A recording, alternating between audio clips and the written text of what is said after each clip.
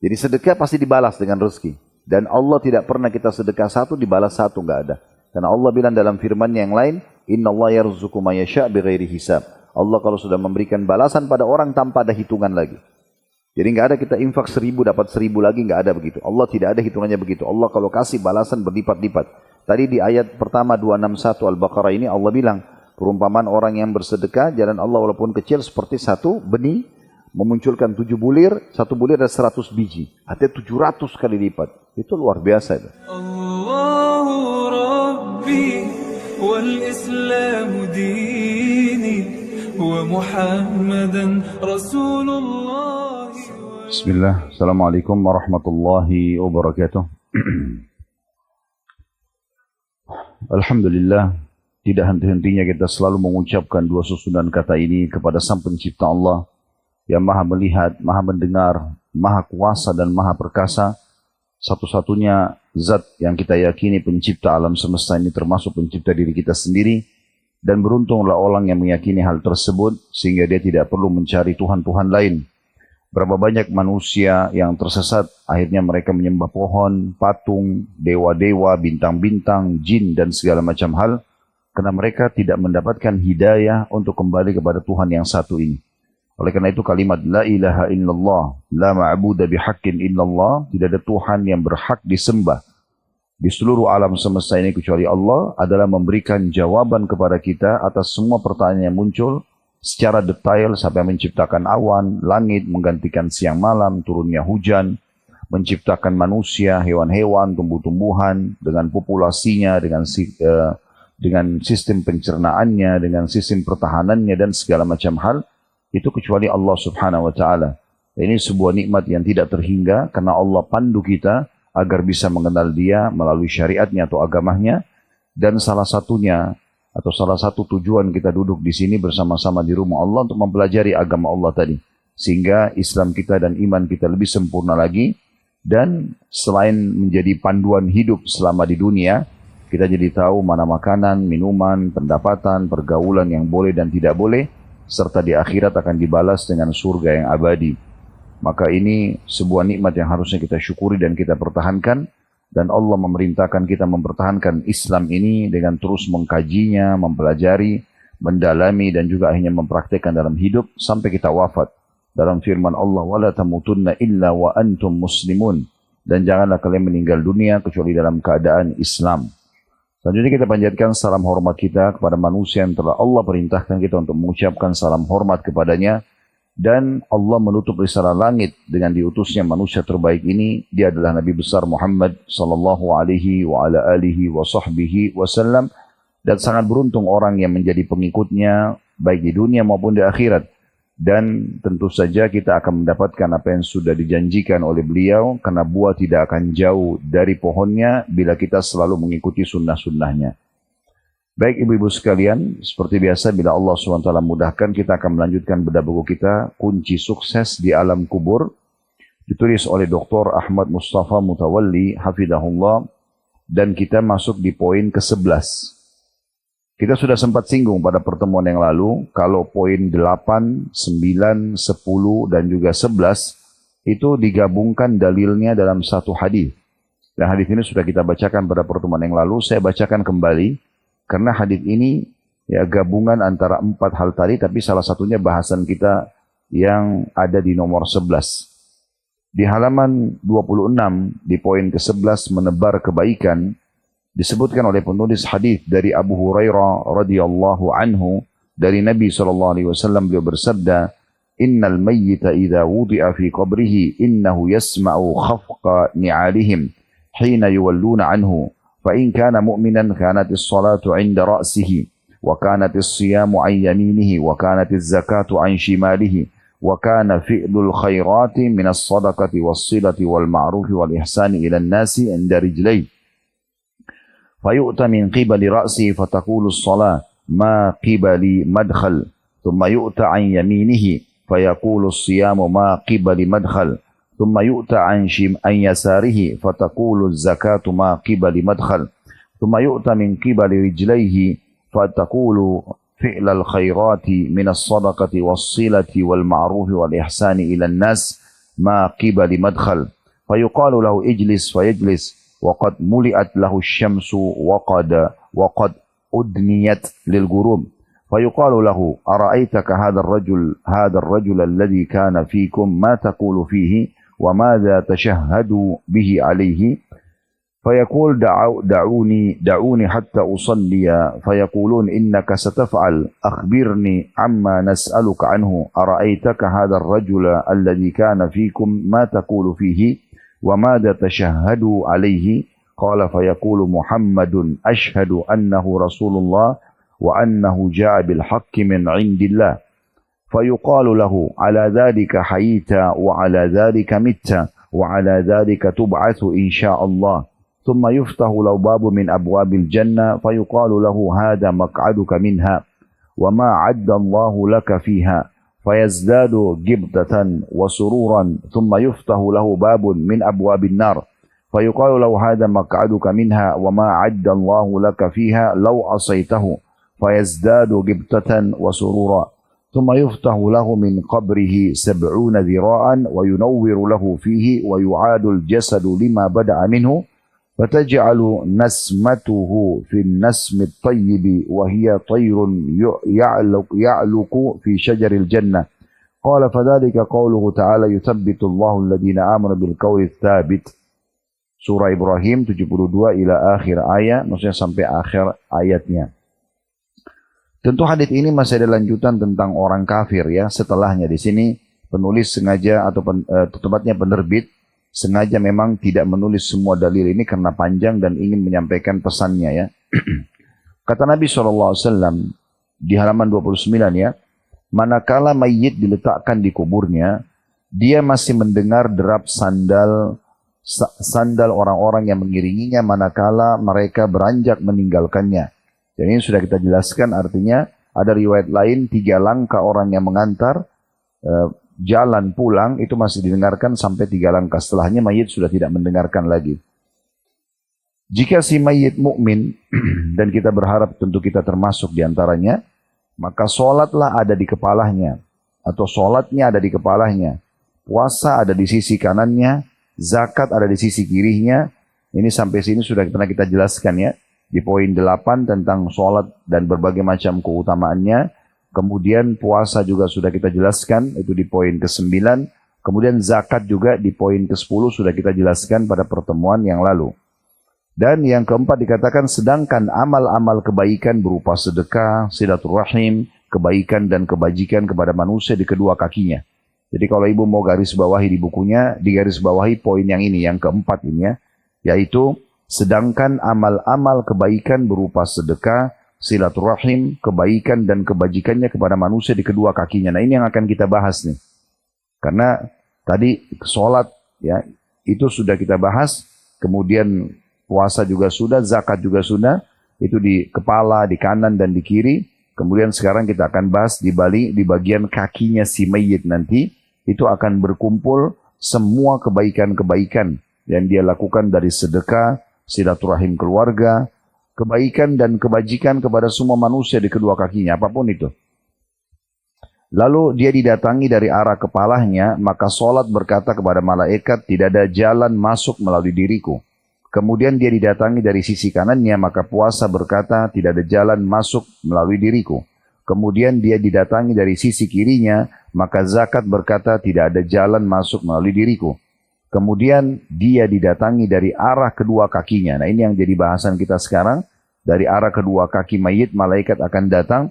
Maka amal-amal kebaikan berupa sedekah, silaturahim, kebaikan dan kebajikan kepada manusia berkata, tidak ada jalan masuk melalui diriku.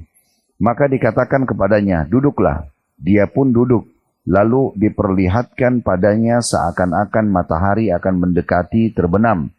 Lantas dikatakan kepadanya, katakanlah kepada kami tentang laki-laki yang diutus kepada kalian. Apa yang kalian katakan tentangnya dan kesaksianmu atasnya?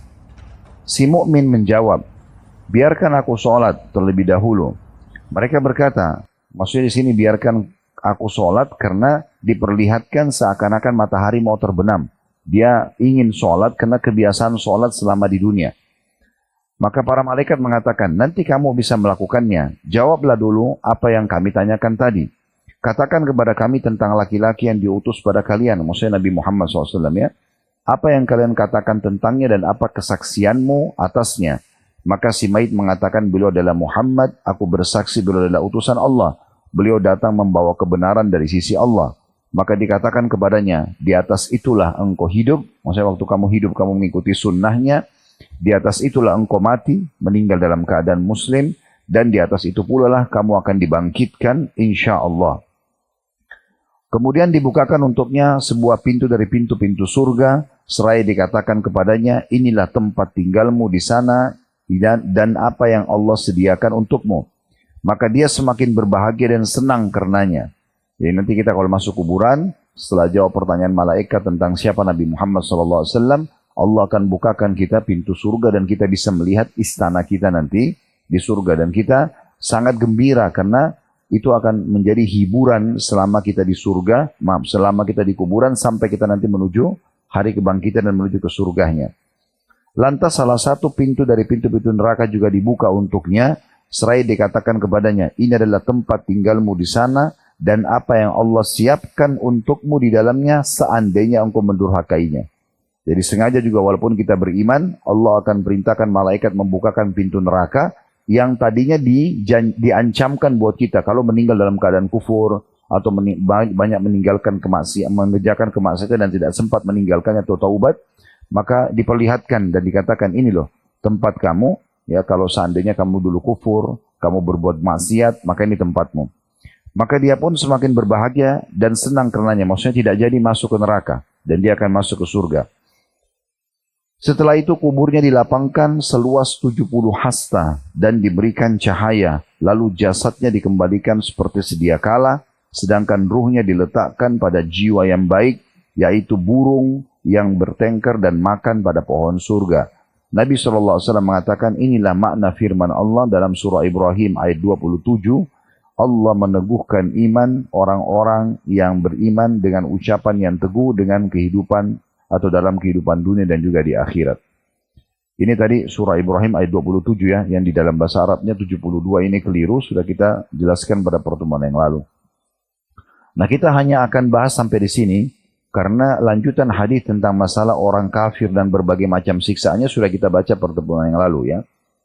Baik, dari hadis ini kita sekarang masuk ke poin yang keempat yang akan menolong mayit ya dari sisi kakinya. Yaitu semua perbuatan kebaikan. Jadi selain 3 amal yang sudah kita sebutkan yang lalu, yaitu sholat, puasa, dan juga zakat. Dimulai dari yang pertama adalah sedekah. Dimulai yang pertama dari sedekah. Coba ibu mulai buka masalah sedekah ini di surah Saba. Ya. Surah nomor 34, ayat 39. Surah nomor 34 ayat 39. Itu dulu dasarnya masalah sedekah. Kebanyakan orang, mereka tidak mau sedekah kenapa? Karena mereka ketakutan. Kalau mengeluarkan sedekah itu dikhawatirkan nanti hilang hartanya atau berkurang hartanya. Itu yang paling sering dibisikkan oleh syaitan sehingga ragu. Kotak amal sedang lewat depan matanya, atau dia sedang melihat orang miskin di jalan, atau dia sedang lihat masjid direnovasi, atau ada kesempatan membantu teman-teman kita di Palestina, mereka ragu membantu. Kenapa? Karena bisikan syaitan, nanti kamu mau makan apa? Kamu juga butuh uang itu. Jadi ditakut-takutin seperti itu. Padahal sebenarnya dalam ayat yang akan kita baca ini, Allah memastikan semua yang kita keluarkan akan diganti. Surah Saba, surah nomor 34, ayat 39, potongan ayat ya. Bukan dari awal ayat, potongan ayatnya saja. Di situ ada potongan ayat, kalau bisa dilihat dalam bahasa Arabnya, wa ma anfaqtum min syai'in fahuwa yukhlifu. Lihat enggak? Apapun yang kalian infakkan di jalan Allah, maka pasti Allah ganti. Nah, di sini Allah Subhanahu wa taala memastikan pasti Allah ganti, ya, itu dia. Jadi ayat ini selalu dipegangi dalam sedekah karena memang Allah Subhanahu wa taala memastikan tidak ada satu kalau kita rupiah pun yang kita keluarkan kecuali pasti Allah akan ganti. Saya tidak ingat apa saya pernah membacakan ayat-ayat tentang sedekah di sini yang Al-Baqarah 261 sampai 274. Sudah ya? Baik, sekarang kita pindah. Ibu buka Al-Baqarah, surah nomor 2, ayat 261 sampai ayat 274. Ini ayat-ayat Al-Quran yang paling panjang membahas masalah sedekah. Dengan berbagai macam rinciannya gitu ya. Dimulai dari 261 sampai 274. Ini belasan ayat membahas tentang masalah sedekah. Baik itu motivasinya, bagaimana niatnya, bagaimana jenisnya, ya semua dipaparkan dalam ayat-ayat ini. Saya akan bacakan 261, bunyinya, Mathalul ladina yunfikuna amwalahum fi sabilillahi kamathali habbatin ambatat sab'a sanabila fi kulli sumbulatin mi'atu habba, wallahu yudha'ifu liman yasha, wallahu wasi'un alim. Perumpamaan nafkah yang dikeluarkan oleh orang-orang yang menafkahkan hartanya di jalan Allah adalah serupa dengan sebutir benih yang menumbuhkan 7 bulir. Jadi kalau ibu keluarkan sedekah di jalan Allah, misalnya 10.000 rupiah, bukan 10.000 nanti Allah hitung. Dia seperti biji yang memunculkan 7 bulir. Ya. Dan di setiap bulir ada 100 biji. Jadi artinya dia akan terlipat gandakan 700 kali lipat. Ya. Dalam hitungan sedekah. Selama ibu ikhlas mengeluarkannya, walaupun hanya sepotong roti, walaupun hanya sepiring nasi, sepotong tempe, apa saja. Segelas air misalnya yang kita hidangkan ke orang, intinya semua kita niatkan infak, atau selembar baju misalnya, sepasang sendal, semua masuk dalamnya. Nah itu semuanya ibaratnya seperti satu bulir, ya, satu biji mengeluarkan 7 bulir, satu bulirnya berisi 100 biji. Ya. Nah ini perumpamaan yang luar biasa gitu. Saya ulangi lagi, orang-orang yang menafkahkan hartanya di jalan Allah, ya. Nah, perumpamaan nafkah yang dikeluarkan oleh orang-orang yang menafkahkan harta di jalan Allah adalah serupa dengan sebutir benih yang menumbuhkan 7 bulir dan pada tiap bulir ada 100 biji. Allah melipat gandakan ganjaran bagi siapa yang Dia kehendaki dan Allah maha luas karunia-Nya lagi maha mengetahui. Tolong ibu garis bawahi akhir ayat, Allah maha luas karunia-Nya. Maksudnya yang menyuruh kalian sedekah dan menjanjikan akan dibalas berlipat-lipat adalah Allah yang maha kaya. Ya, pemilik alam semesta ini. Jadi nggak perlu khawatir dalam bersedekah, apalagi hitung-hitung. Ya. Ayat 262-nya. Alladzina yunfikuna amwalahum fi sabilillahi thumma la yutbi'una ma anfaqu mannan wala adan lahum ajrum inda rabbihim wala khaufun 'alaihim wala hum yahzanun. Orang-orang yang menafkahkan hartanya di jalan Allah. Tadi harta di sini boleh uang, boleh pakaian, boleh makanan, boleh apa saja. Ibu keluarkan di jalan Allah. Di sini dikatakan syaratnya supaya maksimal mendapatkan pahala. Kemudian mereka tidak mengiringi apa yang dinafkahkan itu dengan menyebut-nyebut pemberiannya. Nah perhatikan ya, ini bahasa Arabnya mannan. Kamu kan sudah saya bantu, kamu kan sudah saya beri. Contoh misalnya ada pengemis datang di rumah ibu hari ini. Besok dia datang lagi. Biasanya setan bisikin kita, kok orang ini lagi sih kita. Padahal sebenarnya rasionalnya, orang yang sama atau orang yang beda, intinya kita sedekah, kan gitu. Siapapun yang kita kasih, mau orang yang sama atau orang lain, ya intinya sedekah. Kenapa harus kita ribut dengan orang yang sama atau orang yang beda? Kan gitu. Bisa ditangkap pesannya ya. Karena kadang-kadang syaitan itu bisikin kita, kok orang ini lagi, seakan-akan kita mau kasih orang lain. Padahal orang lain atau dia sama saja. Gak ada urusannya. Justru kalau ada orang yang rutin minta pada kita, dan ternyata kita bisa membantu dia rutin, itu kan satu hal yang baik. Kita nggak usah capek-capek nyari orang gitu. Ya. Malah intinya adalah sedekah kita sampai di timbangan amal. Memang melalui mereka. Nah ini harus kita tepis bisikan syaitan seakan-akan kenapa harus orang ini yang sama. Atau kita menyebut-nyebutnya. Kamu kan sudah saya bantu. Ingat, lihat tak masjid sana. Itu saya yang nyumbang loh karpetnya. Itu rumah anak yatim sana. Saya loh yang wakafin tanahnya. Nah ini tidak boleh. Menghilangkan pahala sedekah itu. Jadi nggak boleh mannan. Sebut-sebut kebaikan itu ya. Ini syarat yang pertama supaya bisa diterima sedekahnya. Yang kedua, dan tidak menyakiti perasaan si penerima. Lempar uang kasih di depan mukanya misalnya, gitu kan? Atau sambil mencaci maki sambil kasih, ya. Ini nggak boleh. Ini dua syarat mutlak nih ya. Selain ikhlas tentunya kepada Allah, tapi dalam ayat ini yang sering manusia terjerumus dalamnya itu tadi. Dia sebut-sebut pemberiannya, dan juga dia menyakiti perasaan si penerima. Ya. Pastikan ibu-ibu sekalian, Kalau orang yang sedang kita bantu itu keadaannya, ekonominya seperti kita, dia nggak akan mengemis. Pasti kan dia hidup juga senang. Untuk apa dia mengemis sama orang? Orang minta itu karena dia butuh. Dan bersyukur kalau Allah mengirim kepada kita orang-orang seperti ini di mana kita bisa justru bersedekah melalui mereka. Makanya persepsi ulama salaf kita, para sahabat, para tabi'in, tabi'in, tentang fuqara atau orang-orang miskin yang minta bantuan, itu mereka menyatakan pada dirinya mereka yang butuh untuk bersedekah. Bukan orang miskin yang butuh. Karena kalau ibu infak misalnya 100 ribu kepada seseorang, atau 1 juta rupiah ibu kasih kepada seseorang, memang dia terima uangnya, tapi dia pakai hajatnya dia. Dia beli baju, dia makan, dia beli susu anaknya, misal contoh. Dia bayar utangnya, habis tuh, selesai. Bagi dia habis, bagi kita tidak habis. Karena nilai itu dibawa ke timbangan amal. Tapi harus melalui dia. Memang harus melalui tempat-tempat sedekah ini. Jadi yang kita lihat esensinya adalah sedekah kita sampai ke timbangan amal.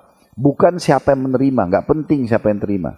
Ya. Jadi nggak usah milih-milih. Ini orang saya bantu atau tidak, nggak usah milih-milih. Karena targetnya adalah sedekah. Dan saya pernah sampaikan, ibu-ibu sekalian, anggap setiap peluang amal yang sedang kita kerjakan adalah amal terakhir kita. Mungkin kita nggak bisa sedekah lagi setelahnya. Mungkin tidak bisa sholat lagi setelahnya. Mungkin tidak bisa puasa lagi setelahnya. Ini penting. Ya. Makanya Nabi Muhammad SAW itu kalau mau imami sholat, kadang-kadang beliau mengucapkan, Sallu sholatal muwadda'ah. Sholatlah sebagai sholat perpisahan kalian. Maksudnya anggap setelah sholat ini meninggal. Maka kita akan selalu maksimal menjaga kehusyuannya. Andai ada orang ditangkap oleh musuh dan akan dipenggal lehernya, dan dikasih kesempatan sholat 2 rakaat, kita bisa bayangkan bagaimana sholatnya orang ini karena dia tahu setelah salam dia akan dibunuh. Maka harusnya kita setiap saat seperti itu karena malaikat maut datang bisa mencabut terus setiap saat. Dan itu lebih dahsyat daripada leher kita ditebas. Karena ruh ini keluar langsung. Gitu kan? Jadi ini syaratnya ya.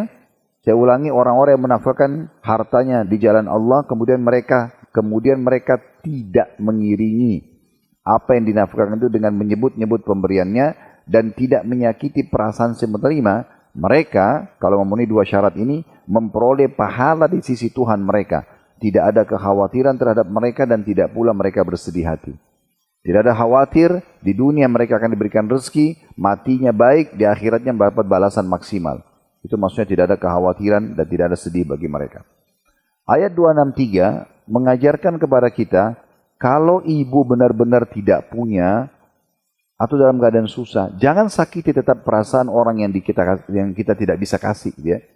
Jangan bilang, ini orang kamu nggak tahu ya saya juga lagi susah misalnya. Jangan ucapin begitu. Allah ajarkan kita, bagaimana kalau kita betul tidak mampu, sekarang kita kebetulan mau makan dan kita kelaparan sudah 2-3 hari nggak makan, kita harus makan nih. Ada juga orang datang minta. Kita cuma bisa tolong diri kita atau tolong dia. Sekarang kalaupun kita bagi mungkin cuma sepotong roti, nggak bisa. Maka tetap kita ucapkan kata-kata yang baik pada dia. Maaf ya, saya belum bisa berbagi misalnya. Atau saya belum bisa bantu di kali ini. Tapi betul-betul tidak bisa ya. Bukan ucapin itu bohong. Dia punya uang banyak, ratusan juta di rekening, baru bohong bilang gak ada uang gitu kan. Nah ini yang senyum-senyum tahu diri biasanya gitu ya. Baik, 263. Qaulun ma'rufun maghfiratun khairun min sadaqatin yatba'uha adha wallahu ghaniyun halim. Perkataan yang baik dan permintaan maaf. Nah itu, maaf ya, saya belum bisa kasih. Maaf, saya pengen sekali bersedekah, tapi saya belum bisa. Nah gitu contohnya. Perkataan yang baik dan permintaan maaf. Kita disuruh minta maaf sama orang yang minta bantuan, tapi kita nggak bisa bantu. Bukan malah kita marah-marahin orang gitu ya. Itu lebih baik dari sedekah yang diiringi dengan sesuatu yang menyakitkan perasaan si penerima. Allah Maha Kaya lagi Maha Penyantun. Kalau kita lihat tujuan ayat ini supaya kita faham, sebenarnya jangan lihat siapa yang menerima, tapi bagaimana kita bisa sedekah, itu sudah satu poin yang luar biasa. Targetnya itu. Saya pernah sampaikan seingat saya, tapi coba saya ingatkan kembali kisah Rabi' ibn Hutsaim rahimahullah. Beliau pernah dibuatkan oleh istrinya makanan yang sangat enak, dan pada saat dia mau makan sama 2 orang muridnya, tiba-tiba ada yang ketuk pintu, dan ternyata waktu dibuka pintu oleh anaknya, itu orang gila yang minta makanan. Orang gila, yang mungkin kita biasa kalau lihat di jalanan kita menjauh atau kita menghindar dari dia. Dan dia berikan isyarat minta makan. Maka Rabi' rahimahullah suruh anaknya ambil makanan yang dihidangkan yang sangat mewah ini, dibuat sama istrinya dan susah payah, Karena memang disebutkan dalam kisahnya begitu. Makan itu namanya halwa, adonannya mahal, buatnya lama. Itu biasanya waktu itu dimakan oleh pejabat-pejabat, oleh raja-raja gitu ya. Tapi istri Rabi buatkan buat Rabi, karena Rabi ini orangnya tidak rewel. Selalu dia apa saja, ya udah diterima makanannya. Akhirnya istrinya juga tersentuh ingin masakan yang enak. Kebetulan ada tamunya. Tapi begitu lihat orang gila dibuka pintu lagi minta makanan, Rabi suruh ambil makanan ini kasih ke orang gila itu. Anaknya Rabi bawa makanan itu dengan nampannya, tujuannya ingin kasih satu potong, dikasih makanan karena makanannya cukup besar. Tapi orang gila ini begitu lihat makanan, dia ambil dimakan semuanya, nggak disisain sedikit pun gitu. Setelah selesai makan, piringnya dilempar, nggak terima kasih pergi. Maka anaknya Rabi jengkel gitu kan, dia tutup pintu, diambil piring lalu dia mengatakan pada ayahnya, ayah semoga Allah selalu menjaga anda gitu ya, semoga Allah rahmati anda. Tadi itu yang minta kan orang gila. Apa kata anaknya? Dia tidak tahu nilainya makanan itu. Dia nggak tahu nih makanan mahal kah? Makanan dibuat susah kah? Coba tadi anda suruh saya masuk ke dapur, ambil makanan apa saja, dia akan makan. Mau roti, mau kurma, pasti dia makan. Kenapa harus halwa ini, makanan yang ibu saya buat susah, mahal, kasih ke dia. Ini buat anda sama tamu anda. Lalu Rabi rahimahullah, orang yang penuh hatinya dengan iman dan ilmu, dia menjawab luar biasa. Dia mengatakan, wahai anakku, kalau seandainya orang gila itu tidak tahu nilainya, maka Allah tahu nilainya. Jadi nggak penting siapa yang menerima, walaupun orang gila. Yang penting saya bisa sedekah, kan gitu. Nah itu poin pentingnya. Ini poin pentingnya. Biasa setan bisikin kita seakan-akan, sudahlah. Bahkan ada di antara ibu-ibu kadang-kadang saking pelitnya, anaknya pun dimarahin kalau makan makanan enak dia punya. Misalnya dia bawa pulang nih makanan favorit taruh di kulkas. Pesan sama anaknya, jangan makan ya, ini punya ibu. Oh, ini luar biasa. Atau kalau sudah dimakan dimarahin anaknya. Padahal itu sedekah, apalagi sama anak sendiri, darah dagingnya ibu, gitu kan? Itu luar biasa. Ada yang sampai mukul anaknya, ya. Itu luar biasa gitu ya. Atau perhitungan dengan pembantunya atau perhitungan dengan tetangga bantalnya, suaminya maksud saya. Ya. Itu kan luar biasa. Ya.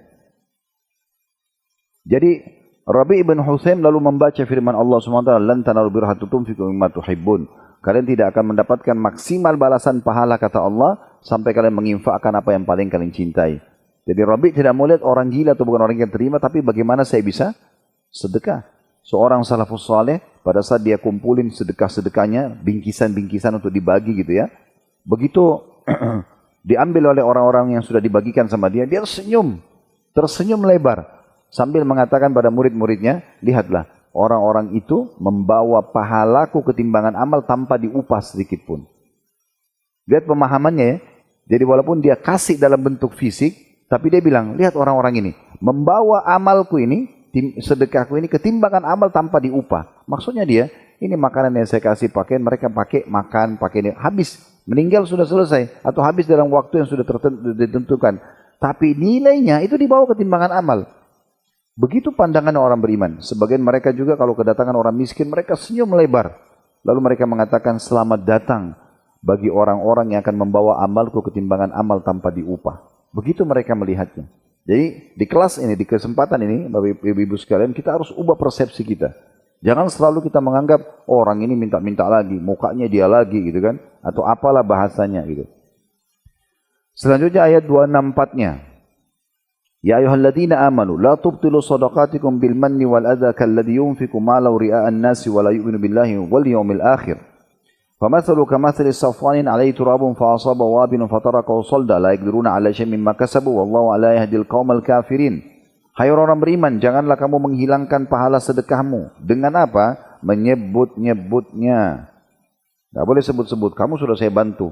Saya sudah pernah bantu ini dan itu. Jangan disebut, udah selesai. Sudah sedekah, lupain aja. Gak usah ingat-ingat lagi. Malaikat sudah catat. Karena menyebutnya ini bagian daripada hal yang membatalkan pahalanya. Kemudian, dan menyakiti perasaan si penerima. Bayangkan 3 ayat Allah ulang ini. Jangan jangan sebut-sebut, jangan sakiti perasaan penerima. Begitu terus. Dan ini memang yang paling sering terjadi nih. Ya, kita sebut-sebut dan juga menyakiti perasaan si penerima.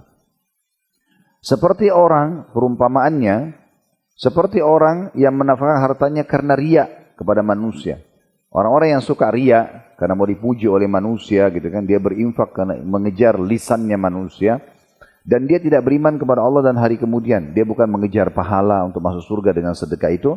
Maka perumpamaan orang itu seperti batu licin di atasnya ada tanah. Batu yang licin di atasnya ditaburin tanah. Ini perumpamaan amal orang yang riya. Pasir itu yang ditaruh di atas batu licin adalah amalnya dia. Begitulah orang yang menyebut-nyebut juga sedekahnya dan menyakiti perasaan penerima. Kemudian batu itu ditimpa hujan yang lebat. Lalu menjadilah dia bersih tidak bertanah. Mereka tidak menguasai sesuatu pun dari apa yang mereka usahakan. Dan Allah tidak memberi petunjuk kepada orang-orang kafir. Jadi artinya habis percuma pahalanya gitu ya. 265-nya. وَمَثَلُ الَّذِينَ يُنْفِقُونَ أَمْوَالَهُمْ ابْتِغَاءَ مَرْضَاتِ اللَّهِ وَتَثْبِيتًا مِنْ أَنْفُسِهِمْ كَمَثَلِ جَنَّةٍ بِرَبَّةٍ أَصَابَهَا وَابِلٌ فَآتَتْ أُكُلَهَا ضِعْفَيْنِ فَإِنْ لَمْ يُصِبْهَا وَابِلٌ فَطَلٌّ وَاللَّهُ بِمَا تَعْمَلُونَ بَصِيرٌ. Ini perumpamaan yang sangat agung ya Bu, dari Allah Subhanahu wa taala di ayat 265-nya. Perhatikan kata Allah, dan perumpamaan orang-orang yang membelanjakan hartanya karena mencari keridhaan Allah. Dia infak untuk mencari keridhaan Allah dan untuk keteguhan jiwa mereka supaya iman mereka itu kokoh ya. Seperti sebuah kebun yang terletak di daratan tinggi yang disiram oleh hujan lebat, maka kebun itu menghasilkan buahnya 2 kali lipat. Jika hujan lebat tidak menyiraminya, maka hujan gerimis pun sudah memadai. Dan Allah Maha melihat apa yang kamu perbuat. Di sini Allah ajarkan kepada kita ternyata di pegunungan, tempat-tempat daratan tinggi, itu kalau kena hujan lebat 2 kali bisa panen pahala, bisa panen hasil buahnya. Kalau kebun kita di daratan tinggi, biasanya di gunung gitu ya, kena sejuk, dekat dengan hujan, udaranya dingin, itu bisa 2 kali lipat. Kalau kena gerimis aja bisa panen 1 kali. Ini perumpamaan orang-orang yang menginfakkan hartanya karena mencari keridhaan Allah dan untuk mengokohkan iman dalam hati mereka. 266-nya, ayawaddu ahadukum an takuna lahu jannatun min nakhilin wa 'anabin tajri min tahtiha al-anharu lahu fiha min kulli thamarati wa asabahu al-kibar wa lahu dhurriyyatun du'afa'u fa asaba i'sarun fi narun fahtaraqat. Kadzalika yubayyinu Allahu lakumul ayati la'allakum tatafakkarun. Apakah ada salah seorang di antaramu yang ingin mempunyai kebun kurma dan anggur yang mengalir di bawahnya sungai-sungai? Dia mempunyai dalam kebun itu segala macam buah-buahan, kemudian datanglah masa tua pada orang itu, sedangkan dia mempunyai keturunan yang masih kecil-kecil, maka kebun itu ditiup angin keras yang mengandung api, lalu terbakarlah. Demikianlah Allah menerangkan ayat-ayatnya kepada kamu agar kamu memikirkannya. Maksudnya ayat 266 ini adalah orang yang sibuk menumpuk-numpukkan harta, tidak mau bersedekah di jalan Allah, seperti orang gini. Dia terus sampai tua menumpuk hartanya, tapi dia tidak mau ditahu kalau dia kaya atau memang sengaja dia tumpukin. Ini tidak ada manfaat buat dia. Apa manfaatnya? Dia mau pakai, dia nggak pakai karena dia pelit, dia nggak sedekah juga. Dan dia juga kalau mau tinggalkan buat anaknya belum tentu. Misalnya di masa tuanya tiba-tiba kena penyakit kronis, akhirnya uang itu dipakai untuk biayai. Tidak juga buat anak-anaknya, tidak buat dia, tidak buat anak-anaknya.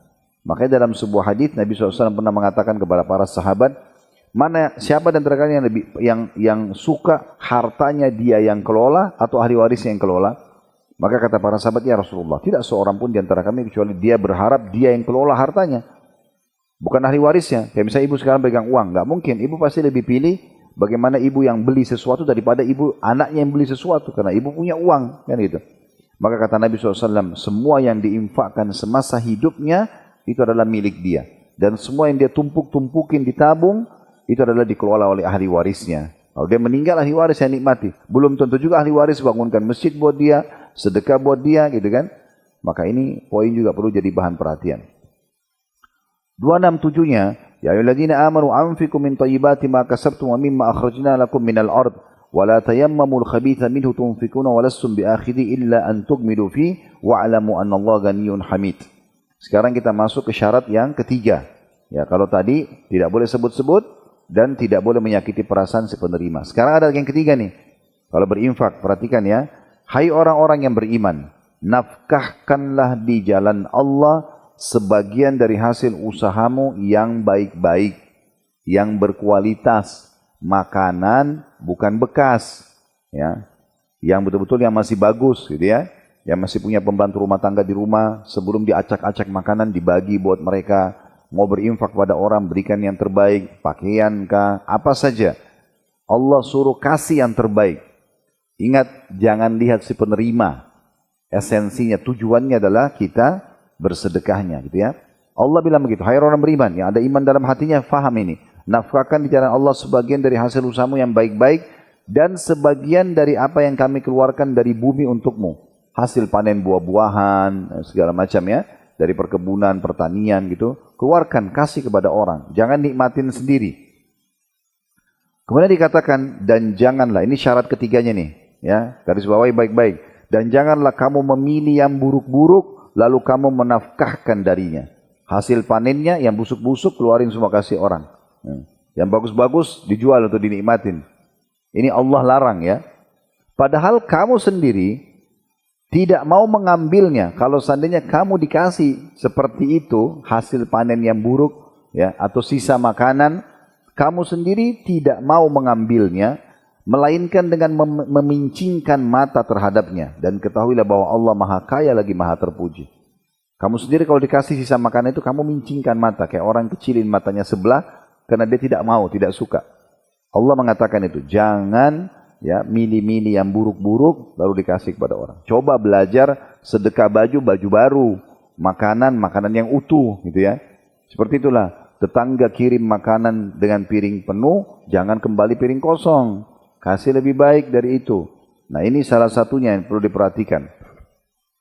Ayat selanjutnya 268. Ini Allah bongkar kedoknya syaitan. Bagaimana syaitan sering bisik-bisikkan kita sesuatu yang buat kita khawatir sedekah. Maka fahami baik-baik Bu. Di kelas kita ini saya titik beratkan sedekah pangkal kaya. Makin banyak sedekah, makin banyak hartanya. Pasti. Itu garansi itu, ya. Tapi orang yang pelit justru itu sulit hidupnya. Orang yang suka memberi, dermawan itu pasti makin luas rezekinya.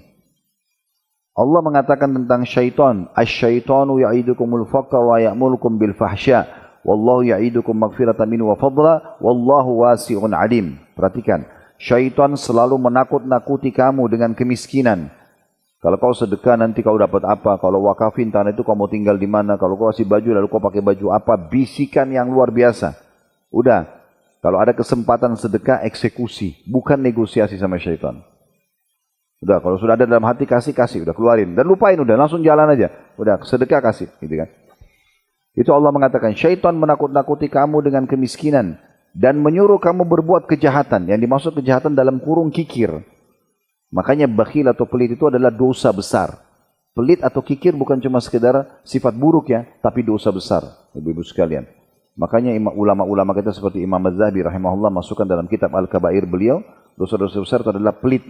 Kapan itu ada dalam diri kita, ada orang pelit dengan dirinya, pelit dengan orang-orang terdekatnya, maka itu berarti ya dia ya berdosa. Syaitan yang takut-takuti kalian untuk bersedekah dengan kemiskinan dan menyuruh kalian untuk pelit. Sedangkan Allah yang menyuruh kalian sedekah, menjanjikan untukmu dengan sedekah itu dapat apa? Ampunan yang pertama darinya dan karunia. Ini karunia maksudnya rezeki. Jadi sedekah pasti dibalas dengan rezeki. Dan Allah tidak pernah kita sedekah satu dibalas satu, enggak ada. Karena Allah bilang dalam firman yang lain, Innallaha yarzuqu may yasha' bighairi hisab. Allah kalau sudah memberikan balasan pada orang tanpa ada hitungan lagi. Jadi nggak ada kita infak 1000 dapat 1000 lagi, nggak ada begitu. Allah tidak ada hitungannya begitu. Allah kalau kasih balasan berlipat-lipat. Tadi di ayat pertama 261 Al-Baqarah ini Allah bilang, perumpamaan orang yang bersedekah jalan Allah walaupun kecil seperti satu benih memunculkan 7 bulir, satu bulir ada 100 biji. Artinya 700 kali lipat. Itu luar biasa itu. Ya. Tentu di sini jangan ibu bilang, kalau gitu Ustaz saya mau praktekin sebentar saya sedekah di kotak amal masjid ini 10.000 berarti kali 700. Ya, jadi harus kembali sekian, 7 juta misalnya. Bukan begitu ya. Karena rezeki Allah itu luas. Kalau orang selalu pikirnya rezeki itu cuma duit, ini salah. Rezeki itu kesehatan, keturunan, kebahagiaan, ya, makanan, minuman, pakaian, salah satunya uang. Bagian. Tapi kalau selalu uang, akhirnya kita perkecil kesehatan kita perkecil pasangan hidup, kita perkecil anak-anak, kita perkecil kebahagiaan, kita perkecil oksigen yang selama ini, itu keliru. Rezeki itu lebih luas daripada apa yang kita bayangkan kalau cuma uang, gitu kan? Ada orang banyak uangnya tapi kena sakit, tidak bisa makan enak, misal. Ya ada manfaatnya juga.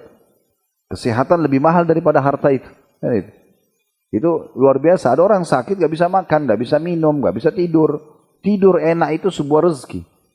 Dan belum tentu orang semua bisa lakukan. Berapa banyak orang kalau tidur harus minum obat. Ya.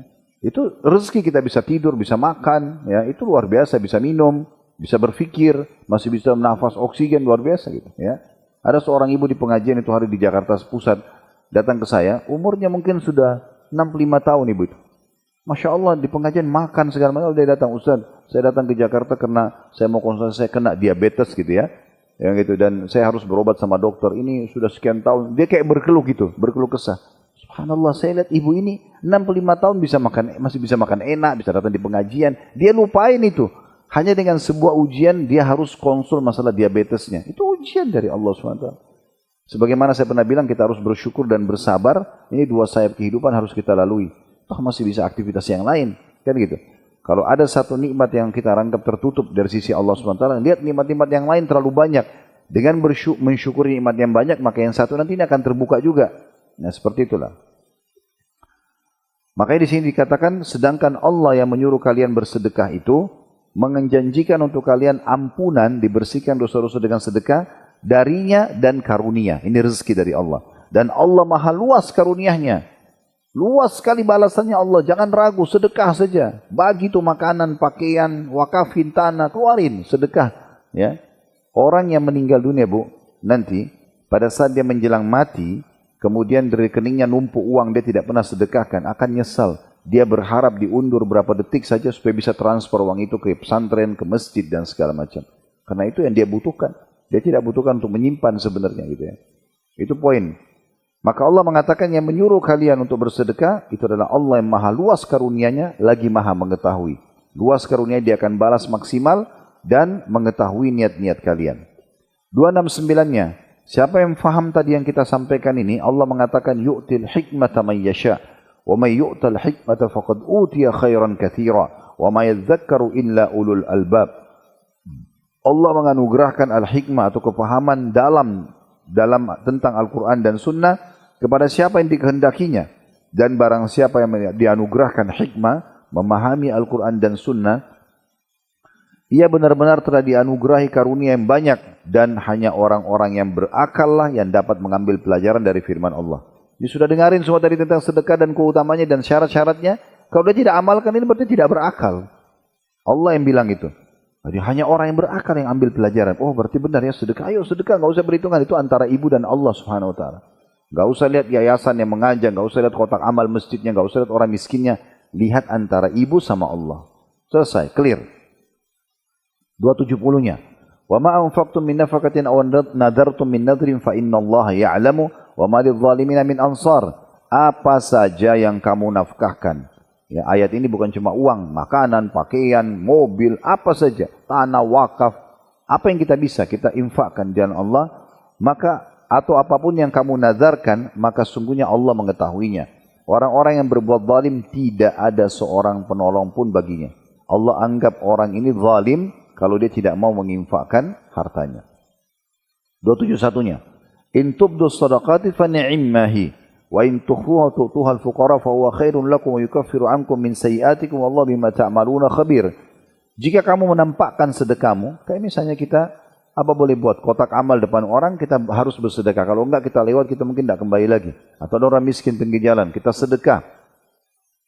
Maka apapun yang kita infakkan ya secara terang-terangan, maka itu baik saja kata Allah. Tinggal kontrol niatnya supaya tidak riya gitu ya.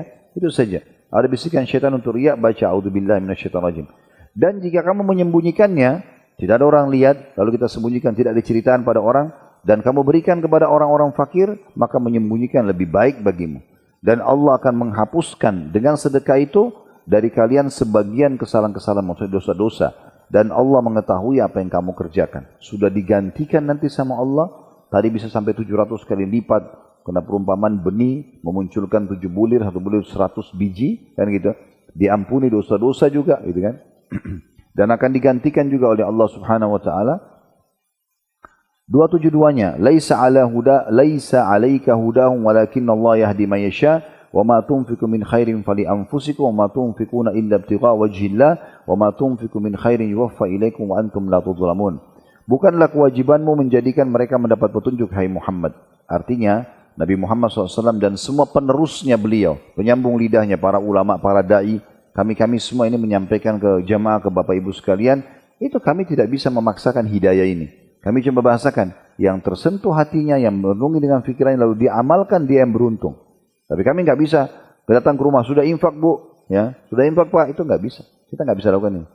Allah mengatakan pada Nabi Muhammad SAW, bukan kewajiban Muhammad. Bukan harus kau kejar mereka semua itu, sampaikan ayo sedekah. Kemarin saya sudah seramain, sudah diamalkan belum? Itu nggak ada kewajiban. Akan tetapi Allah lah yang memberi petunjuk, memberi taufik kepada siapa yang dikehendakinya. Siapa yang tersentuh hatinya, berarti Allah yang masukkan hidayah itu. Dan apa saja harta, Allah ulangi lagi, agar faham.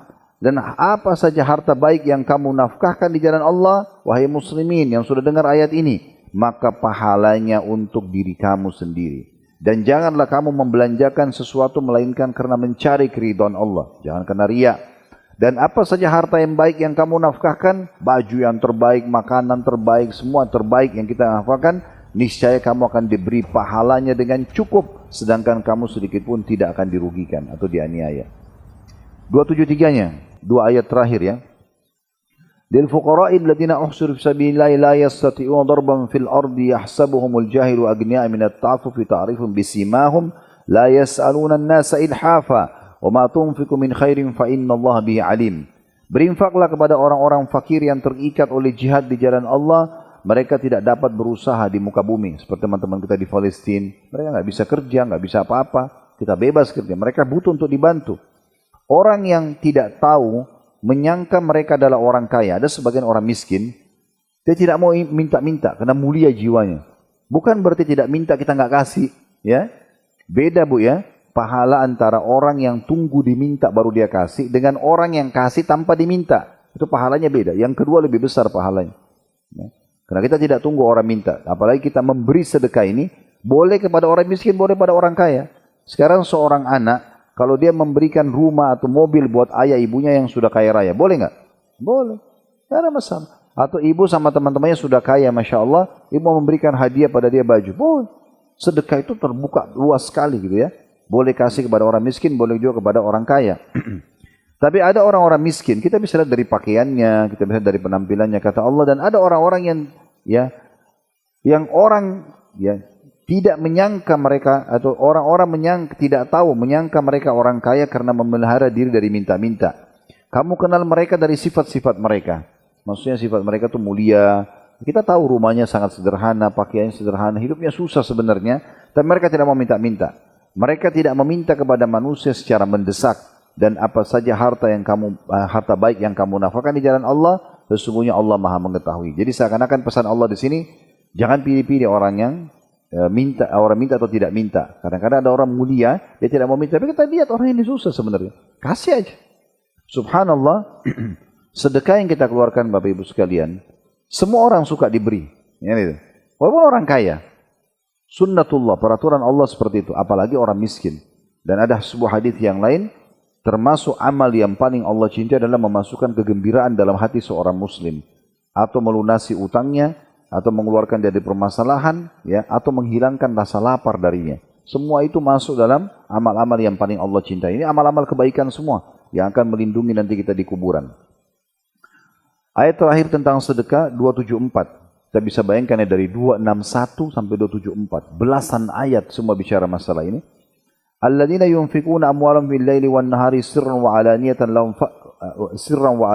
falahum ajrum inda rabbihim wa la khaufun 'alaihim wa la hum yahzanun. Orang-orang yang menafkahkan hartanya di malam dan siang hari secara tersembunyi dan terang-terangan. Berarti tidak kenal waktu. Mau pagi sampai malam, malam sampai pagi, pokoknya 24 jam selama ada kesempatan orang-orang yang suka sedekah. Baik sembunyi-sembunyi transfer, tidak ada yang tahu. Atau memang sengaja dia keluar cari orang miskin, dia bagiin makanan, dia cari bagiin pakaian dan segala macam. Maka mereka mendapat pahala di sisi Tuhannya, tidak ada kekhawatiran terhadap mereka dan tidak pula mereka bersedih hati. Tidak pula mereka bersedih hati.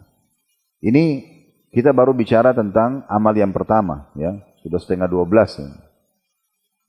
Baik, yang kedua silaturahim. Kan tadi disebutkan jenis-jenisnya ya. Sebenarnya semua amal baik masuk dalam bahasan kita, tapi yang disebutkan saja itu yang kita titik beratkan. Tadi dari sedekah, sudah kita sebutkan sedekah ya.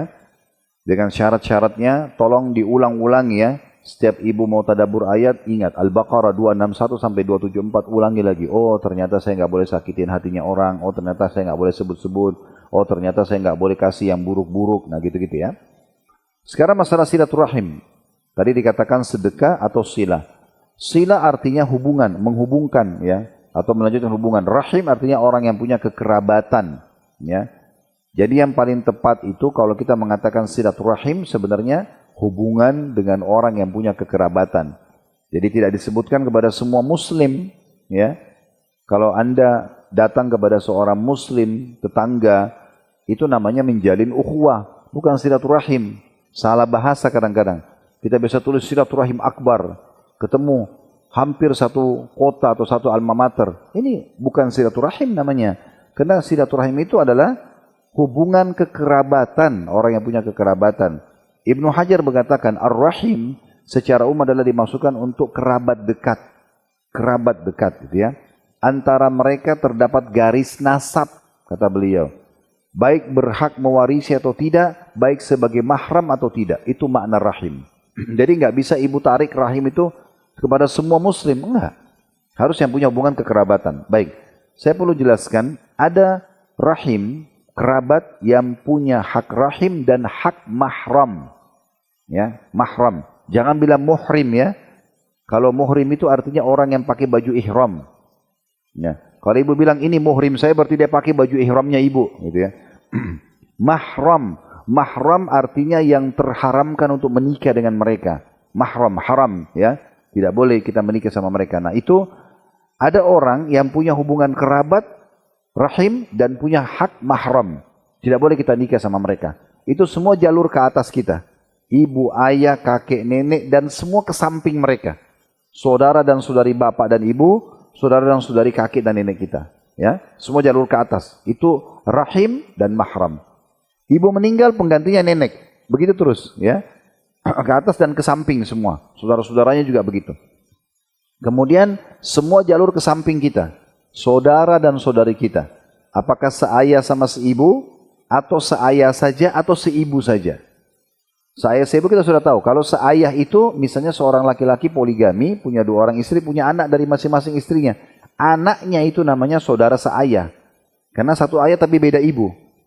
Atau seibu. Seibu ini misalnya seorang ibu pernah menikah sama satu laki-laki, meninggal suami atau cerai, ada anak dari suami pertama. Nikah lagi sama suami kedua, punya anak juga. Maka anak dari 2 orang suami yang berbeda namanya saudara seibu. Kan itu. Karena mereka satu ibu. Atau saudara ya, susuan. Ini masuk di dalamnya ya. Makanya ibu-ibu yang memang masih produktif, ada ASI, jangan sembarangan memberikan ASInya kepada anak-anak orang gitu ya. Nyumbang misalnya donasikan ASI, donor ASI ke klinik misalnya ya. Itu harus ibu kasih namanya. Yang menyumbang ini siapa? Ibu fulan. Karena dalam hadis disebutkan kalau bayi itu minum susu 5 kali kenyang, itu jadi anak angkatnya ibu, jadi anak susuan. Artinya kalau anak itu laki-laki, ibu jadi mahram sama dia. Berikut juga anak ibu kalau ada perempuan tidak boleh nikah sama anak itu. Makanya nggak boleh sembarangan kasih susu kepada orang. Harus kasih namanya. Semua klinik juga yang menerima donor ASI, saya tahu di Jakarta itu ada terima, itu harusnya tulis. Ini ibu siapa namanya? Bayangkan kalau ibu misalnya punya ASI banyak, Masya Allah 1 liter 2 liter ibu sumbang 1 hari. Terus dikasih ke 5 anak, kenyang semua itu gimana? Hah? Banyaknya itu anak susunya. Ya. Iya. Makanya kita perlu pahami di masa Nabi Muhammad SAW ada 2 orang bu menikah. Ini kasus terjadi di masa Nabi. Menikah nih. Mereka sudah jadi suami. Baru akad nikah. Untung baru akad nikah. Begitu selesai akad nikah depan Nabi, ada satu ibu sudah tua datang mengatakan, ya Rasulullah, ini 2 orang ini saya pernah susuin. Ini anak susu saya 2-2 ini. Maka Nabi pisahkan. Nabi mengatakan kalian tidak boleh nikah. Dibatalin pernikahannya. Karena tidak boleh nikah saudara susuan. Kan gitu. Jadi ini punya hak ya rahim dan mahram gitu ya. Kemudian semua jalur ke bawah saudara kita. Ponakan. Ya. Bukan anak sepupu ya. Anak saudara. Sepupu itu punya hak rahim tapi bukan mahram.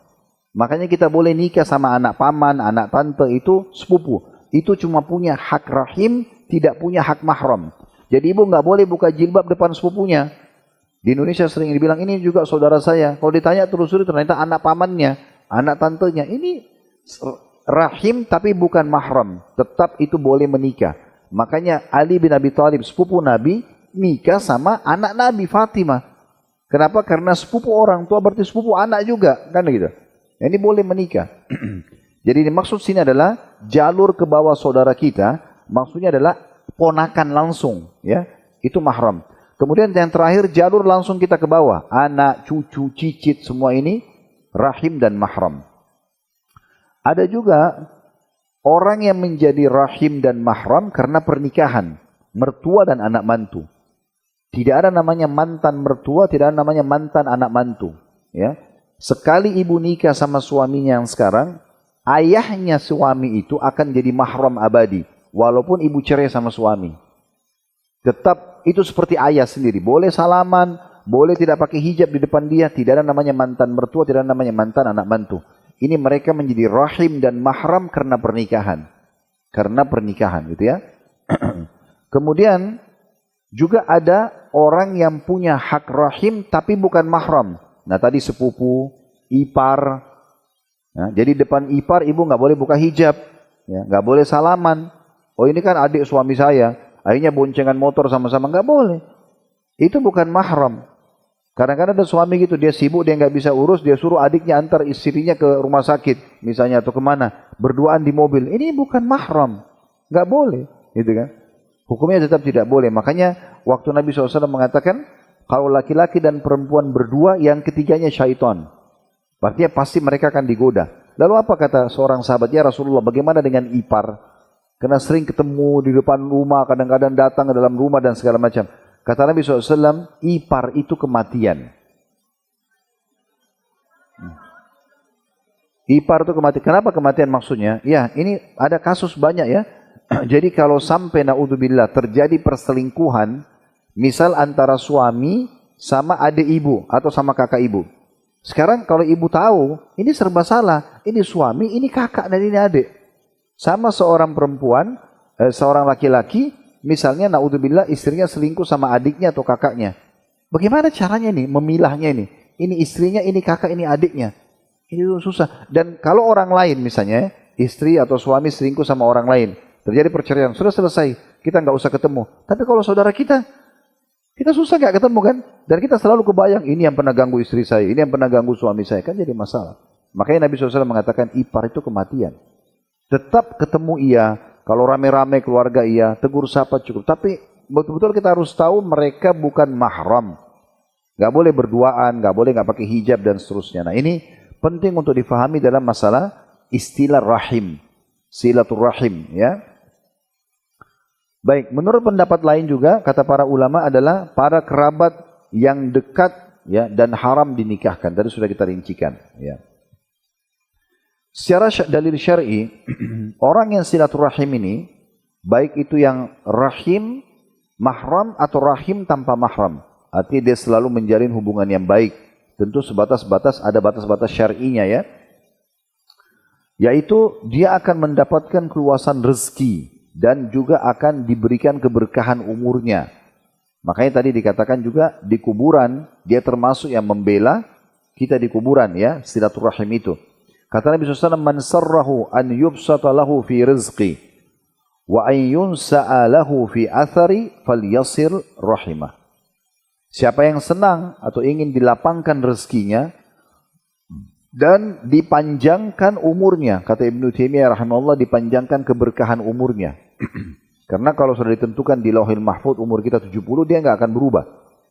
Lalu apa yang dimaksud dengan dipanjangkan umur? Maksudnya keberkahan. Jadi kalau A sama B, si A suka silaturahim, si B tidak suka. Misal dua-duanya sampai umur 70 tahun, kita akan temukan si A yang suka silaturahim sudah melakukan banyak kebaikan. Sudah bangun masjid, sudah ini, sudah segala macam. Karena keberkahan. Keberkahan umur maksudnya. Jadi barang siapa ingin dilapangkan rezekinya, kemudian dipanjangkan keberkahan umurnya, maka hendaklah ia menyambung silaturahim. Dalam riwayat yang lain, kata Nabi SAW, man ahabba an yubsata lahu fi rizqi wa yunsa lahu fi athari falyasir rahimah. Barang siapa yang suka dilapangkan rezekinya dan diakhirkan usianya, maka hendaklah dia menyambung silaturahim. Ya. Ibnu Hibban menukil riwayat tentang Anas bin Malik radhiyallahu anhu dalam kitab sahihnya dengan memberi judul keterangan tentang baiknya kehidupan dan banyaknya berkah dan dalam rezeki bagi orang yang melanjutkan silaturahim. Ya. Tentu dalil-dalil berhubungan dengan masalah ini sangat banyak ya, Bapak-Ibu sekalian. Di antaranya juga hadis Nabi SAW, dan ini supaya kita mudah silaturahim, kita dianjurkan menelusuri jalur nasab. Jalur nasab ya. Jadi ibu usahakan sekarang ini kalau masih punya orang tua yang hidup, tanya, Bu, maaf Bu, atau tanya, Ayah maaf, siapa nama ayahnya ayah? Atau kakeknya ayah, kalau dia masih ingat. Misal nama ibu Aisyah, ini contoh, maaf kalau namanya sama, nama ayahnya Ahmad misalnya. Dan kita tidak tahu nih, ayahnya Ahmad siapa? Ayahnya ayah kita, kakek kita. Kita tanya, ini ayah ini bernama Ahmad, nama ayahnya ayah siapa? Misalnya dia katakan Yusuf, kita tulis tuh, Yusuf. Tanya ayah kita si Ahmad ini, masih tahu nggak nama kakeknya? Oh tahu, misalnya namanya Musa, contoh saya. Kita tulis Musa, di bawahnya Yusuf, di bawahnya Ahmad, baru nama kita. Nah gitu ya, maksimal kita bisa. Itu juga dari jalur ibu, sama. Itu memang ada perintah Nabi SAW. Karena jangan sampai ibu dulu di kajian begini ternyata sepupu. Ya. Itu lebih berhak ibu silaturahim dengan dia dibandingkan umumnya muslimin. Kan gitu. Nah itu penting ya. Saya masih ingat dulu saya waktu masih tinggal di Makassar, saya sering datang ke Jakarta. Ada sahabat dekat saya, beliau kebetulan anggota MUI, Hafizahullah, saya nggak usah sebutin namanya beliau, tapi saya kebetulan Allah takdirkan ada turunan Arabnya, campuran dengan orang Bugis waktu di Sulawesi Selatan, karena nenek kami juga ada orang sana, dan beliau ini turunan Chinese, tapi juga warga negara Indonesia juga, gitu kan. Kami sudah lama bersahabat, lama sekali gitu, bertahun-tahun dan sangat dekat. Memang kami sudah niat untuk saling mencintai karena Allah, laki-laki sama laki-laki tentunya ya. Ini ukhuwah Islamiyah. Satu waktu saya lagi nginap di rumah beliau, disuruh nginap, habis sarapan, makan nasi goreng, terus duduk ngobrol-ngobrol, terus dia ngomong, saya juga punya kakek ada turunan Arab. Terus dia sebutin namanya, ternyata itu kakek saya juga gitu. Jadi belum tentu kita beda, ini Arab, ini Cina, terus belum tentu punya kerabat, bisa saja punya kerabat, ternyata kakek kami itu nikah sama nenek beliau gitu. Nah, itu contohnya. Nah perlunya telusuri jalur nasab itu di situ. Ya. Perhatikan hadisnya. Kata Nabi SAW, ta'allamu min ansabikum ma tasiluna bihi arhamakum. Fa inna silatul rahmi mahabbatun fil ahl. Masyarratun fil mal, munsa'atun fil umur. Belajarlah tentang nasab-nasab kalian, sehingga kalian bisa menyambung silaturahim. Karena kita tahu, oh ternyata dulu kakek saya ini nikah sama si fulana, punya anak gini-gini. Karena saya pernah ketemu sepupu saya di Amerika. Ada sepupu saya di Australia. Ternyata mereka gitu, safar-safar, mungkin orangnya safar, terus turun-temurun di sana. Ini kita ketemu juga. Jadi perlu menelusuri itu.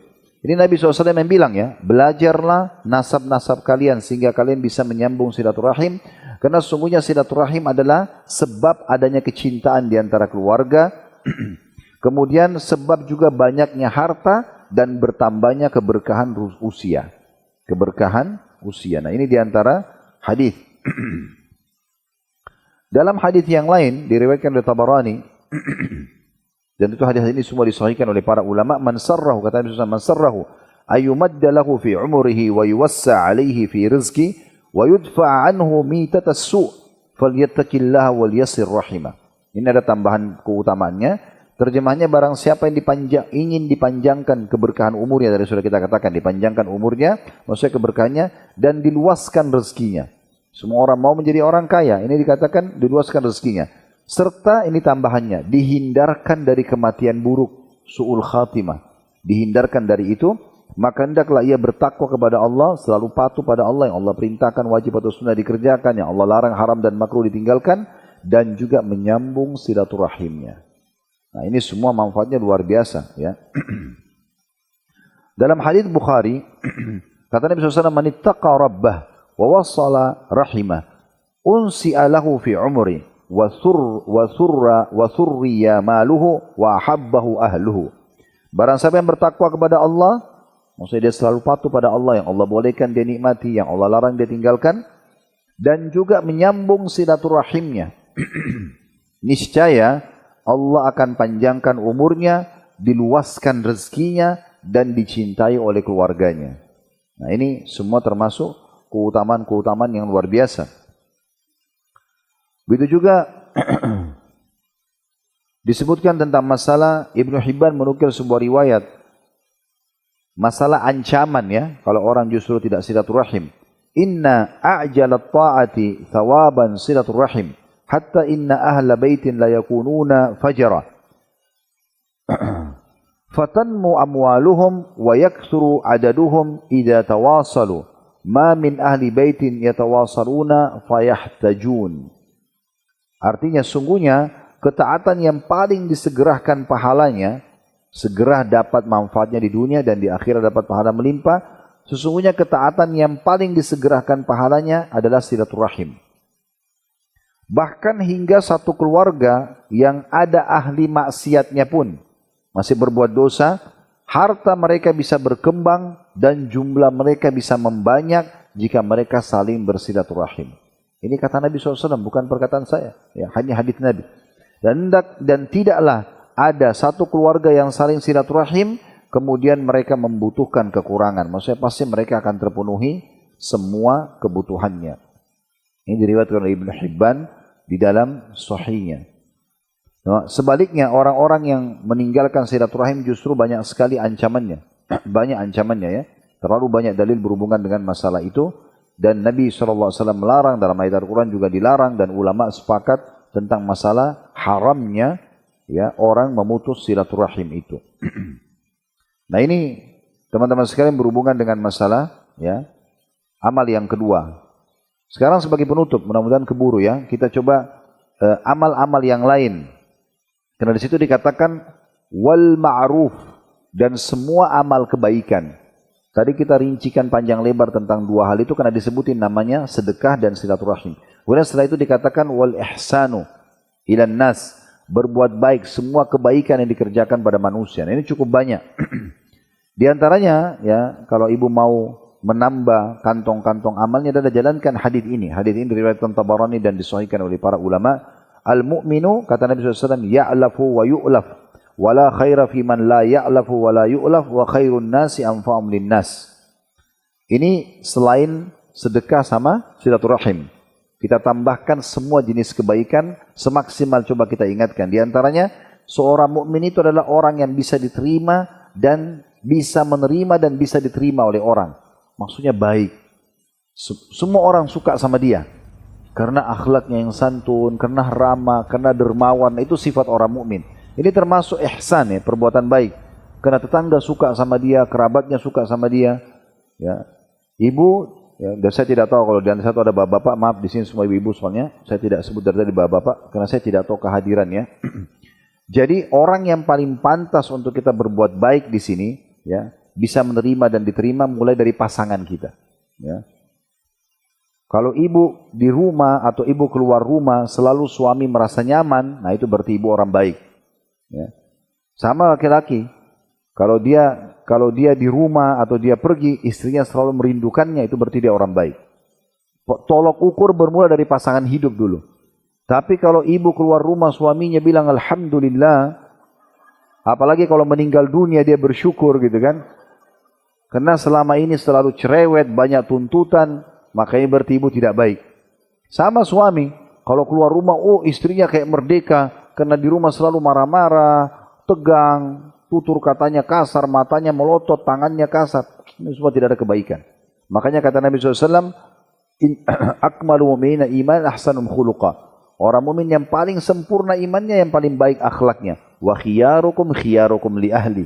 Dan tolok ukur, jadi saya ulangi hadisnya, orang yang paling sempurna imannya, iman kepada Allah paling bagus, yang paling baik akhlaknya.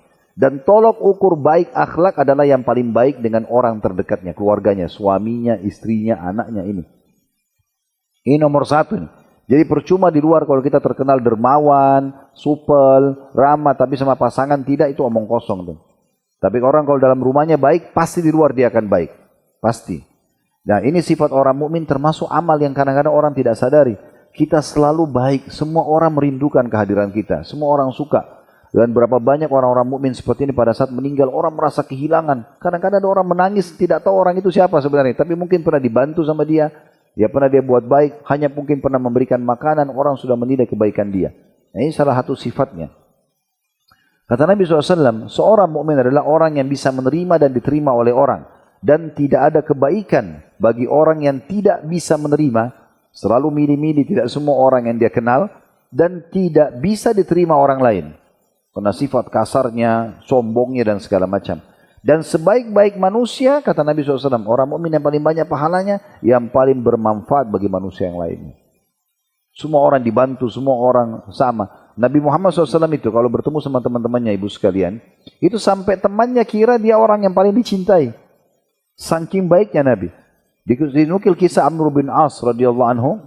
Beliau karena setiap ketemu Nabi, Nabi selalu supel, selalu baik, selalu santun. Sampai dia kira dia orang nomor satu. Satu waktu dia ingin berbangga depan para sahabat. Dia bilang, ya Rasulullah, siapa orang yang paling anda cintai? Dia pikir Nabi akan sebut dia. Karena Nabi sangat baik sama dia gitu kan. Maka Nabi bilang, Aisyah. Disebutkan istri beliau. Itu orang yang paling saya cintai. Lalu kata Amr bin As, bukan ya Rasulullah, bukan perempuan dari kalangan laki-laki. Kata Nabi SAW, ayahnya Aisyah, Abu Bakar. Lalu siapa lagi ya Rasulullah? Umar. Siapa lagi Rasulullah? Uthman. Turun disebut, Amr bin As ini nomor 12 atau nomor 13. Ya. Tapi bayangkan bagaimana Nabi SAW bermuamalah. Sampai orang kira dia orang yang paling dimuliakan karena baiknya. Kita tidak beda-bedain, itu sifat orang mukmin. Semua orang sama kita muamalahnya, semua orang sama. Ingat ya, targetnya bukan orang itu tapi Allah. Itu yang penting. Kapan kita targetnya Allah, kita tidak akan bedakan. Mau orang miskin, mau orang kaya, mau jelek, mau cantik, semua adalah target pahala saya. Nah seperti itu. Bayangkan kalau kayak saya isi pengajian yang hadir cuma boleh yang cantik sama gagah saja. Terbatas sekali pahalanya. Semua boleh hadir, silakan. Semua boleh dengar. Kan begitu. Bayangkan kalau kita cuma pilih hanya orang kaya saja. Ya, sangat terbatas teman-temannya dan eksklusif, sombong, nggak mau ketemu sama orang. Semua harus kita teman. Orang miskin, orang kaya, selama dia muslim. Dari ini kita bisa dapat pahala, dari sini bisa kita dapat pahala. Semuanya baik. Nah itu contohnya. Termasuk juga dalam hadis Nabi SAW. Tadi sempat singgung sedikit, tapi saya rasa perlu saya sebutkan kembali hadis ini. Riwayat Tabarani dari hadis Ibnu Umar radhiyallahu anhu.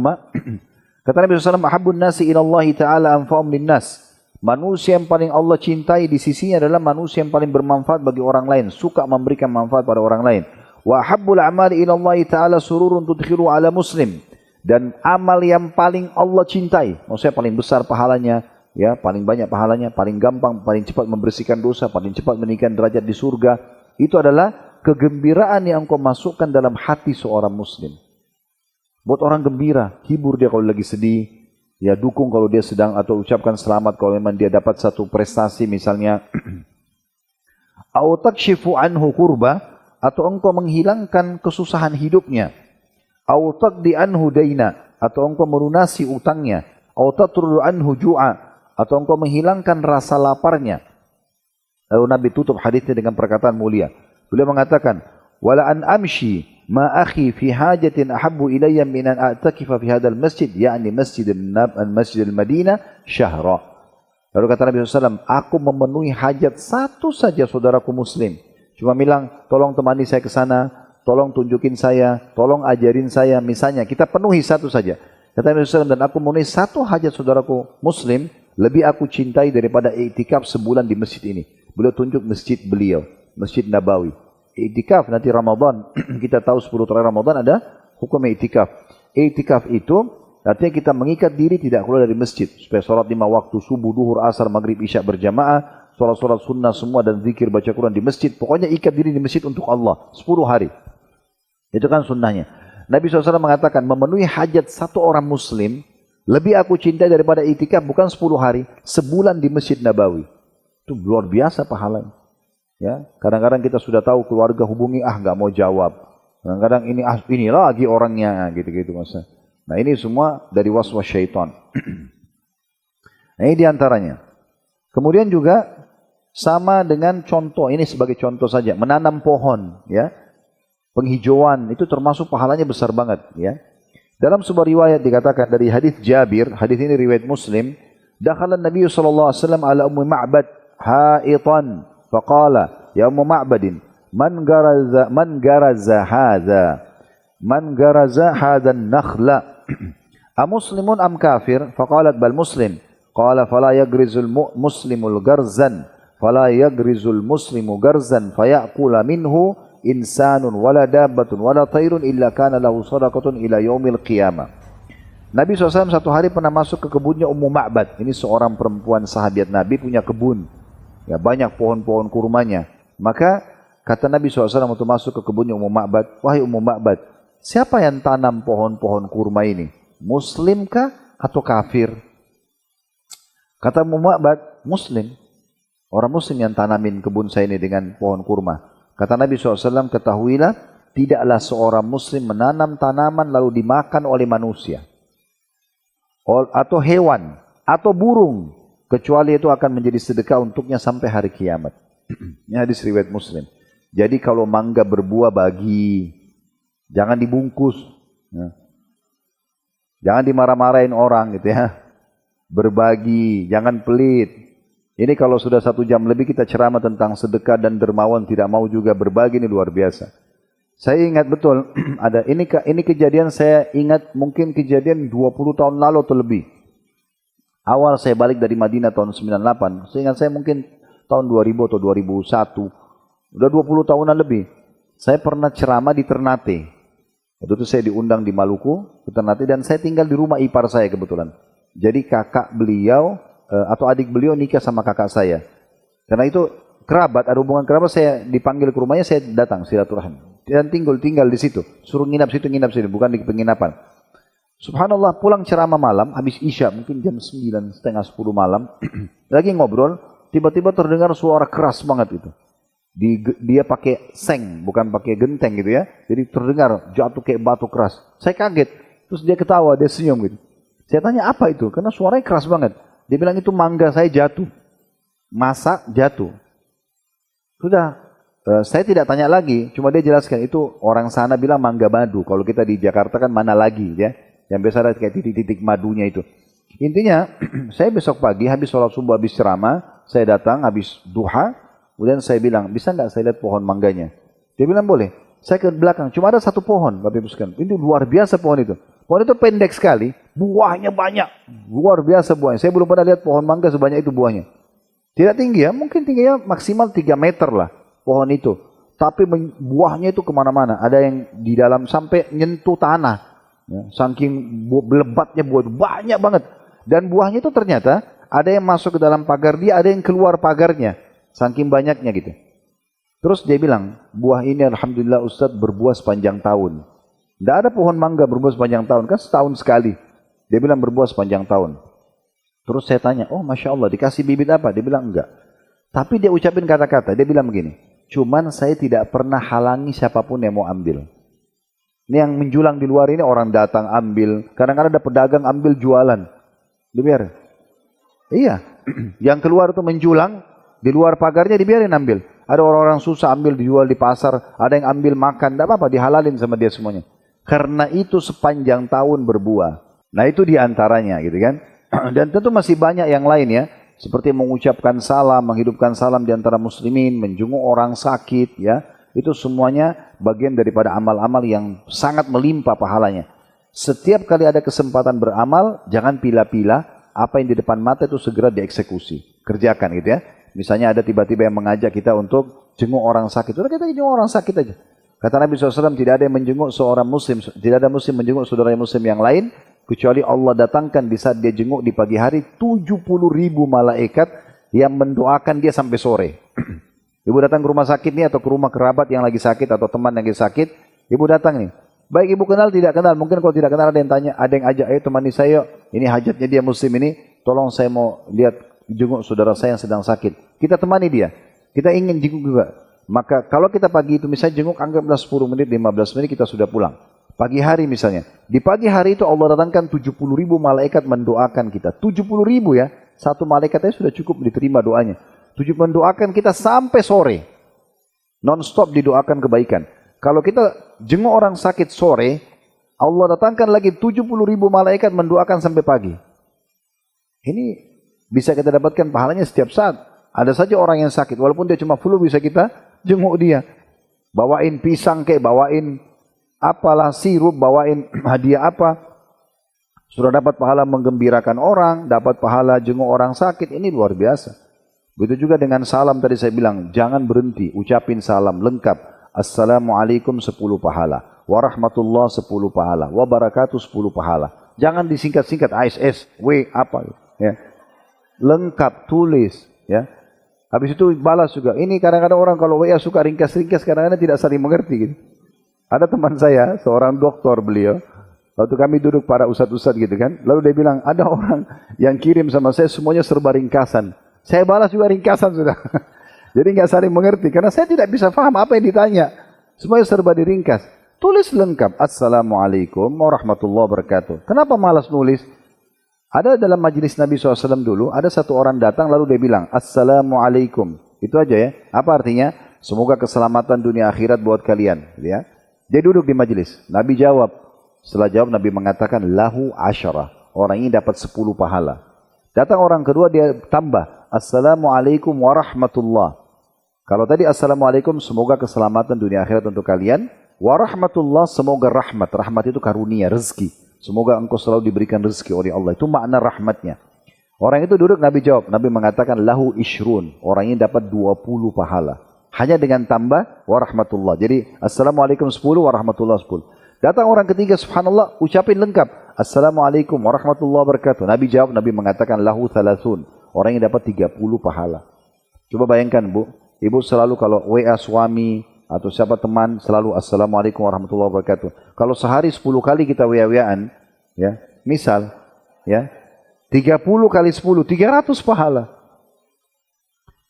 Orang kalau masuk ke kamar anak, ibu masuk ke rumah salam, ibu masuk kamar anak salam. Di Saudi ini hidup sekali ya.